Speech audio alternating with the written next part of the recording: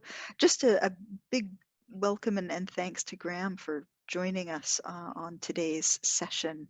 And as you'll all be well aware, he's the person who's put together most or all of the genetic genealogy information on the course, and is truly an expert in that area. Works on research projects and author, educator, etc. in that topic, and many others as well. So it's a real pleasure to have him join us. And we've taken questions from the forums, both from the forum for today for the live stream, but I've also wrapped back and taken some questions and comments from the genetic genealogy week as well. So we'll look to answer some of those too. Also very happy to take questions and comments in the chat section, but also in the Q&A. So because this is a webinar, there's a Q&A area where you can enter your questions, but also you can put things in the chat.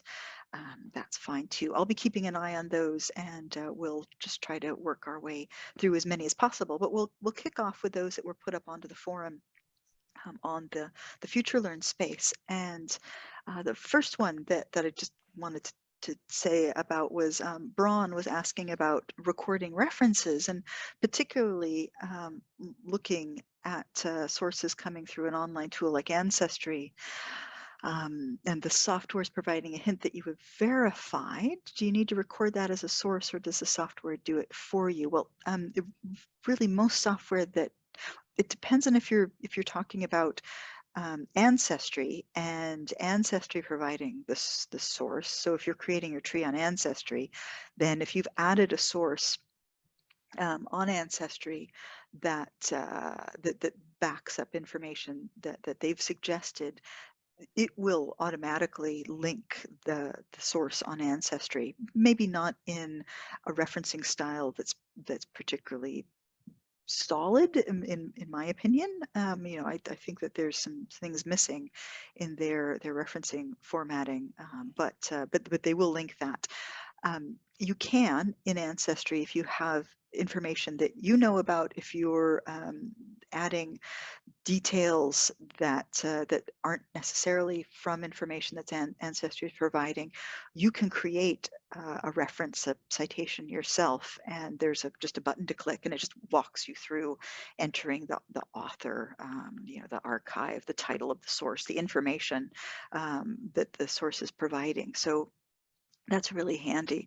It will do that. But if you're using a piece of family software that's on your computer, like Family Tree Maker or Family Historian or Legacy or one of these other standalone ones, then you, as far as I'm aware, the software that I've used, you will need to create those references yourself.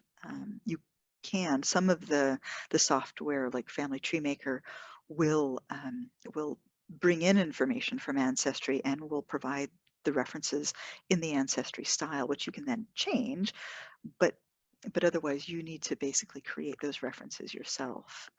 So yeah, it's not necessarily by default, which yeah, is good in that you're able to create references in the format that suits you, but bad in that it's not automatic. So, and definitely takes more work and time and energy, but very well worthwhile. You need to tell people where your information's come from. Definitely. Yep, Braun, you're very welcome. So just see you're saying that in the chat. So okay, well, so that's sort of my non-DNA question that came up. So I'm going to pass over to Graham to talk about the DNA questions that came up in the forum, and I'll keep an eye on the chat and the Q&A, and we'll then wrap back and take some of those as we go along. So Graham, I'm going to mute myself and just let you have at it. So right, okay, thanks very much. Right, so we have several questions here, largely relating to autosomal DNA, but there is one relating to YDNA. So I'm going to take that one first of all, and then we'll launch into the autosomal DNA stuff. So one from Jeremy Drummond, who feels the YDNA is a very interesting topic. He's saying that Drummond is a surname with projects. So just for those of you who are not familiar with this, there are many surname DNA projects, the vast majority of which are hosted by Family Tree DNA on their website. There are thousands of these, in fact, and a relatively common name such as Drummond does have, of course, a related DNA project. But what Jeremy is interested in is about why DNA work with rarer surnames. For example, his wife's maiden name is Troke. I don't know if that's how you pronounce it, T-R-O-K-E. Yes, so research, YDNA research on rarer surnames is certainly more challenging because of the lack of testing. So really, there's a great need to encourage more and more people from that name. If you want to do work in that area, encourage folk with that surname to test. And then once you've built up a decent number of members on, you can set up a project for a name if you apply to Family Tree DNA. And once you have a reasonable number of folk who have become members and tested, then it's important to try and group these. And you want to try and group them by haplogroups, that is the genetic groups. And really, for that purpose, more advanced YDNA testing is quite important if you want to have confidence in the way you group them. So I'm talking here about, of those of you who remember in the materials, is SNP testing rather than STR testing. So I think that's all we can say about that one at this stage. Okay. Right, so move on now then. All right, I got my pronunciation correct, I see. Good. Troke, yes. Okay, autosomal DNA questions, yes. So, right, Joseph McConnell, first of all, has had some success and he's found known family members matching up there, but he does point out that it is possible to discover some skeletons that you might be unprepared for.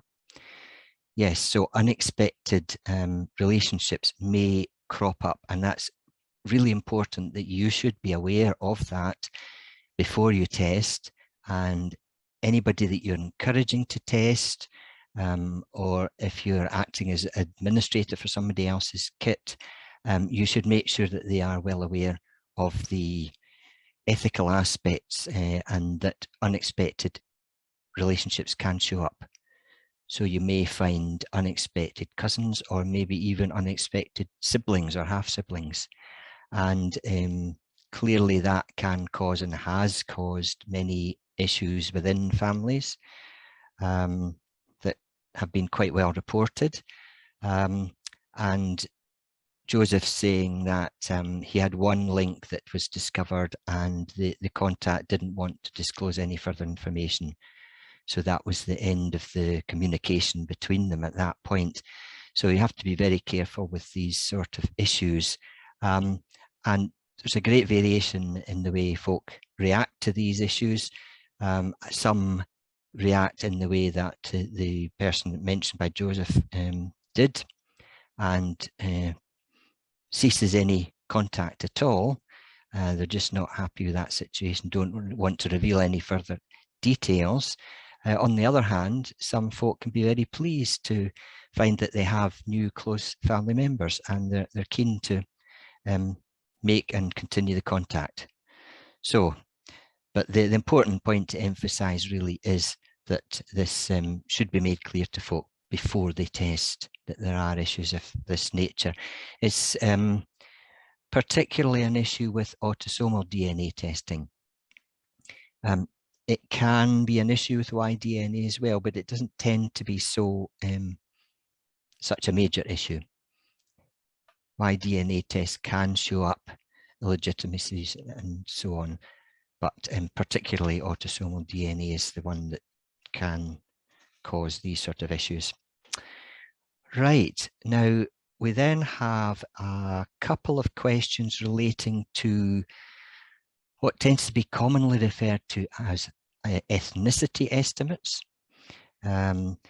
More accurately, we would describe them as admixture results.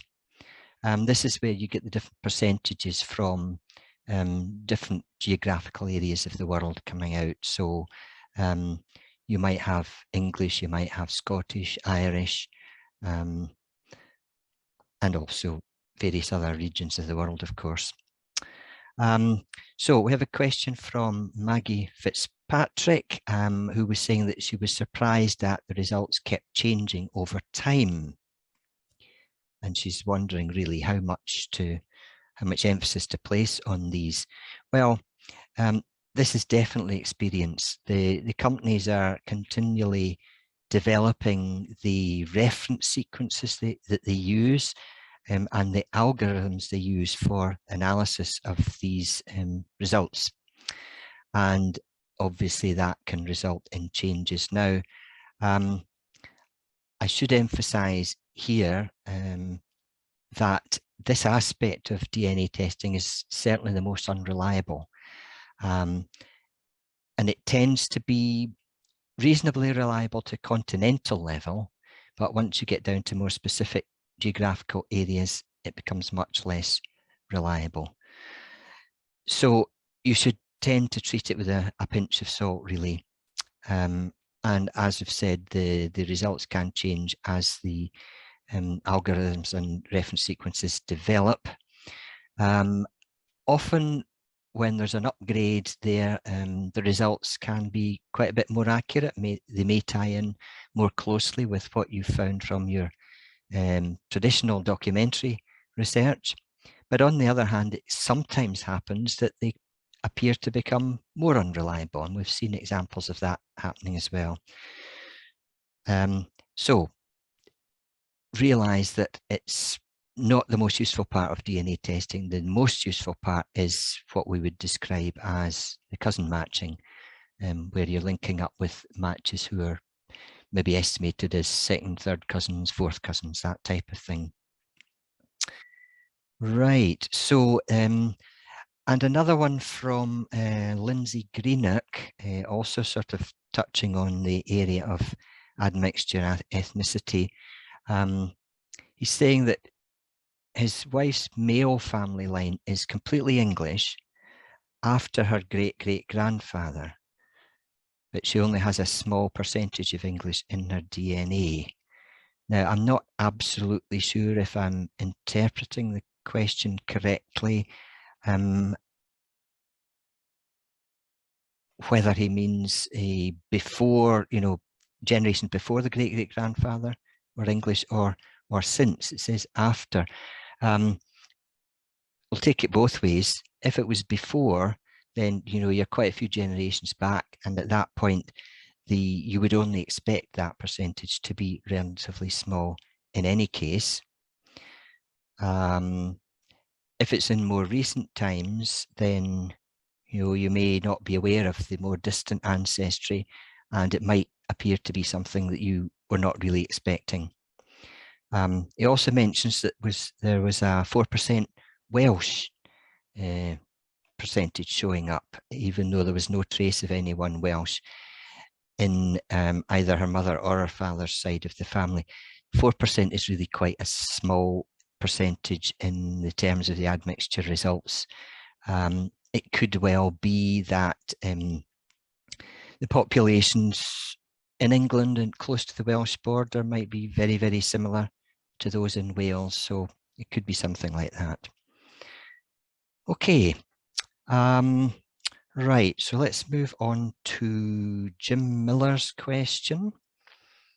Right, he's done a DNA test through Ancestry, and he said it's confirmed a lot of the data he'd already collected with his traditional research, that confirmed that that's quite accurate, and that is an important feature really of doing the DNA testing. It's nice to have further confirmation that your traditional research is correct. But he does say that some of the cousins being recommended are false and have no genetic relation to my family. And I believe if we were to get a more accurate picture, more family members would need to take the DNA test because he's the only one of the family so far. So a couple of points are raised there, really. More testing of known family members is particularly helpful. So it's a good idea if you can do that, taking the confidentiality issues into account when you're approaching other family members, of course, and encouraging them to test so that they are aware of that. But it's very useful because by doing that, you can then gather a much greater pool of DNA because, you know, other known relatives in your family have inherited different segments from your ancestors than you have, as well as some of the same ones. So that can be very useful and really quite vital in some cases to get confirmation of relationships and how you link with other unknown relatives. So the point on some cousins being no genetic relation to his family at all, well, I would be a bit wary of saying that. I mean, it's highly likely that these are related if they're showing up. As long as there's a reasonable size of match showing up, then they will be almost certainly relatives. It might be quite far back. And in some cases, significant segments of DNA can come down for many more generations than we might usually expect. So it's possible there may be some predicted cousins in there somewhere who have a common ancestor with you several hundred years ago even. It's a possibility, it can happen. Also be aware that the predictions, the predicted relationships given by the companies, so for example, second to third cousin, fourth to sixth cousin, these type of things, they can't always be relied upon. So the prediction may be predicting a more recent relationship. It may be further back than that, which might be throwing you off the scent. You know, if you think it's predicted as a third to fourth cousin, maybe you've done lots of extensive research and you know many of your third to fourth cousins' identity, and you think you don't recognize any of the surnames. Well, perhaps it's further back. So the likelihood is they probably are related in some way. Okay, right, and I have one more here, I think, at the moment, which comes from Joe Walter. This one is quite a specific one, really, because it's how to approach genetic genealogy if a biological father is not known. So the example is a biological grandmother's father is a mystery. Now, of course, this is the type of scenario that often happens. So it can happen with somebody in very recent times. So folk who are adopted, for example, may not know the identity of their parents. And there may be recent illegitimacies. So a parent may be an illegitimate birth, maybe they don't know the name of the father, and then of course further back illegitimacies as well. So this is a couple of generations back, this particular one. Really the thing to do is it comes back again to the question of the importance of testing as many known relatives as possible. So you're going to have to try and work on a process of elimination here. Try and test as many known relatives of the grandmother's mother's family. So the grandmother's mother is known. So if it's possible, now obviously it's a couple of generations back anyway, it might be necessary to do further documentary research and track down relatives there from that particular line. But if you can find relatives on the known lines, test as many of them as possible, and so you gather the larger pool of DNA coming from that particular line, and then by a process of elimination try to identify matches from the unknown line, so folk that don't match any of the known relatives from the grandmother's mother's line. And then that's going to give you a clue as to the unknown line. Okay, right. I think that takes us through the questions we already had. Now, if anything coming in that we want to try and Yeah, address. we have a couple of things here. So just starting up from the top. So Paula Mhm. is she's not currently saying she's not currently subscribed to any platform. Her research is in paper form, and she's wanting to start using an online platform. Um, not quite sure exactly which one she's referring to here, but anyway, she's which DNA test would you suggest my brother and I do, or should I wait until I've uploaded my family tree? So it sounds like there's maybe a combination of things going on there. Interested in taking Right. DNA tests, but Uh-huh. then what's then the best online space for an online tree? And Right. so, Yes. Okay. mm, Most of the companies do have a facility to upload trees to, either an upload or to actually create it on that website itself. But just talking about which company would be best to test with, well, that depends what type of test you're thinking of. Obviously, the autosomal DNA test is by far the most popular these days. And if it's autosomal testing you're interested in doing, then I would suggest that Ancestry would be the best one to go for initially, largely because they have a huge database, which is very much bigger than any of the other, even the other major testing companies. So you've got a much larger pool for possible matching with cousins there. So best to go for that initially.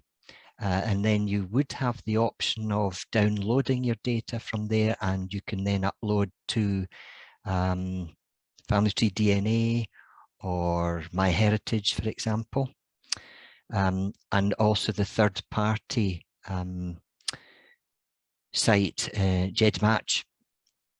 Now, the issue with the downside of Ancestry is that it doesn't provide as much data and as many tools for analysis as the other companies. So the major thing it doesn't provide is a chromosome browser. But if you were to upload your records, your Ancestry results to the other companies, they do provide chromosome browsers. So initially, yes, if it's autosomal, test with Ancestry and then consider uploading to other sites. Now, if it's a YDNA test, then really the only major company doing YDNA testing is Family Tree DNA. There are a few other specialist companies that tends to be more for those that are more advanced in the YDNA research field and for more advanced testing. And it's something you might want to follow up later on, but basically it's Family Tree DNA for YDNA testing. Right, I think that probably covers that one. Oh, you're muted. too busy typing. Jean's asking about getting access to some of the Mitchell resources online. So I'm just typing in a URL into the chat box here. All And right. in particular, she's curious about the Glasgow, she mentioned newspapers. And just to say that many of the Glasgow newspapers can be found in online databases. So the British newspaper archive, is that what Yeah, I think that's what it's called. that's it. Yeah. They have a number of Glasgow newspapers which have been digitized. That's, you have to pay for that, but they do a 2-week free trial. So and they work in conjunction with the National Archive down in Kew, but they have thousands of newspapers from across the UK there. Paper archive. Sorry, just hit that so it goes off. Mm. But the Mitchell Library does have some of their resources available online. Some are just indexes, and then you need to contact them for kind of backup information. But yeah, just have a look at that, and you could always email the library to help with that. So so Shelley in the Q&A has put in a question about finding out about where her maternal grandmother, who did her nurse midwife training in London around 1907 to 1912, where she, would you like to find out where that was, and where she might start her search? I, so I just did a quick Google search, and it looks like there was a number of different training hospitals and so on and so forth in London at that time who were dealing with midwifery training. But what I would maybe suggest is contacting the London Metropolitan Archive, because they're really experts in London history and archival materials, and they probably would have a good sense and certainly would know where the archives, if they have been kept, of the training hospitals and other educational providers for nurses and midwives in London at that time. But it looks like there were a number of them. So I would contact the London Metropolitan Archive, and they've got a great website, very responsive as well, in my experience. So I'm pretty yeah. sure that Ancestry also have some databases of nurses in training. Okay. I'm not sort of too familiar with these. I'm pretty sure, so it'll be worth checking Ancestry Yeah. to see, because it might be a centralised sort of register, and it might detail folk where they train, various hospitals, perhaps. Oh, that's a great Yeah. idea. Yeah. Um, Uh, so there was another one from Jem, who's the gentleman that you answered the question for about the yes, Drummonds, can etc. see that If there. you'd say Yes. that, yeah. Right. So family tree DNA. Right. Is STR testing. They want you to do STR YDNA testing before you do any SNP testing. Yes. I mean, the STRs was initially the only types of tests that were available for YDNA, and we've still got a sort of legacy there of that is always the route in. We are very much now moving our approach to focus on and emphasize SNP testing, but really STR testing does have to be the initial entry point. And it can be very good for sort of verification purposes, because if you do the basic YDNA 37 marker test, you won't necessarily get this, but you may get verification that basically you are who you think you are, right? So if you've got a particular surname, and you find when you get your result that there's a significant of folk with that surname matching you, then that's good verification that there's not some sort of a break in the line for illegitimacy, and it's not necessarily illegitimacy. There are various reasons why surnames may have changed over the years, but that can be quite good to verify that, and then you can move on from there and upgrade to do SNP testing. You might, it's a bit complicated and would take quite a long explanation to go into this fully, but you might want to upgrade to a 67 marker test before you move on to SNP testing. Now, you mentioned there a SNP pack as well. I would be a bit wary of going for a SNP pack, really. It doesn't appear that these SNP pack is basically a test which tests for a significant number of SNPs, maybe about 100 SNPs, something like that. They don't tend to have been really developed that much by family tree DNA, as far as we can see over the last few years. It can be useful in some situations, but it may well be that the most recent most recently occurring SNP in a SNP pack may still be quite a long time back. So it could even be 1,000 years or more back. Now that obviously is not particularly helpful for genealogy and the sort of historical time span. So it could be that you would do a SNP pack, you might get down to a certain point, and then you would still really need to do more testing beyond that to come into the historical period. So, you know, you could find it's going to be proved to be more costly at the end of the day if you were to do that. I mean, we would generally recommend, if you can, just to go for the most advanced test that they do, which is the big Y700 test. And that tests for vast numbers of SNPs, and it's also a discovery product, because it's not only testing for currently known SNPs, but it tests other positions, and you can discover that there are new SNPs, which some might be unique to yourself, or some might be common to one or two folk, and this can help to, you know, bring the dating of your most recent common ancestor into a lot more recent times. So, right, that's probably enough on that.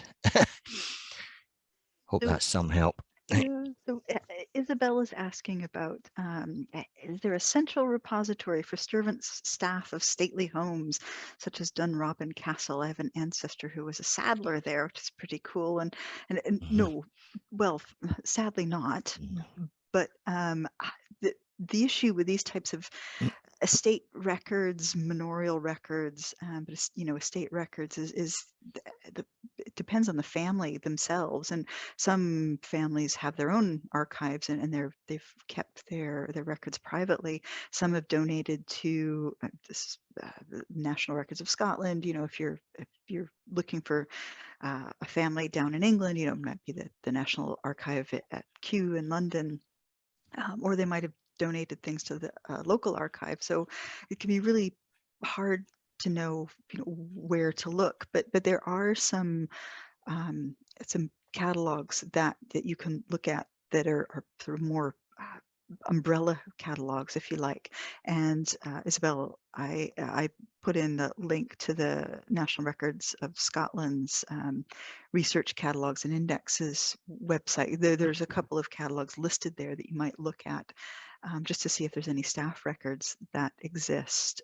And because that's the other issue, were those records kept? So lots of potential challenges, but you may very well find something.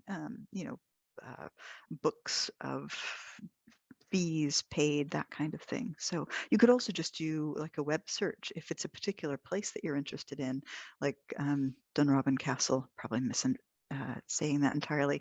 You could just do a web search for that plus archives, you know, and you might get some information on where those are held, just in that way. So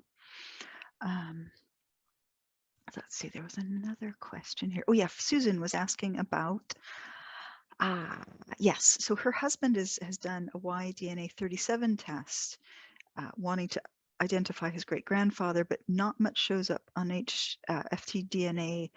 One match which is apparently not relevant to the surname study. What do you suggest we do next? Right, so it sounds as though there are very few matches from what you're saying there, at the YDNA 37 level. If that's the case, I would tend to suggest probably it might be worthwhile upgrading to 67. The 67 marker test, I should maybe mention, is not marketed as a standalone product. It was at one time. So you have to have done 37 and then you can do an upgrade to 67. There's also a possibility of upgrading as far as 111 markers, which is a standalone product as well. But I would say try upgrading to 67 and see if you get some helpful matches from that.